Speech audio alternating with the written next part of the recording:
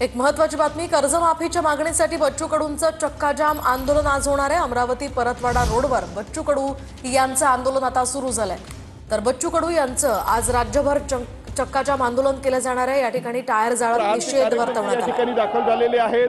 अत्यंत महत्त्वाचा संपूर्ण महामार्ग आहे आणि हा महामार्ग जो आहे तो आता या ठिकाणी कार्यकर्त्यांनी आणि शेतकऱ्यांनी जो आहे तो रोखून धरल्याचं आपल्याला सध्या पाहायला मिळतंय। टायर पेटवून या ठिकाणी आंदोलन केलं जात आहे। दुसरीकडे आपण बघू शकतो वाहनांच्या ज्या आहेत त्या रांगा लागलेल्या आहेत। आंदोलन सुरू आहे। शेतकरी आपल्यासोबत काय सांगणार आंदोलन करतात?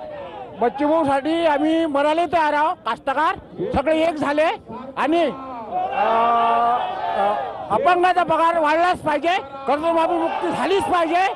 बच्चू कडू एकच मिळू, बच्चू कडू एकच मिळू तो घोषणाबाजी दिली जाते। दुसरीकडे पोलिसांचा जो आहे तो बंदोबस्त या ठिकाणी जो आहे तो मोठ्या प्रमाणात लावण्यात आलेला आहे।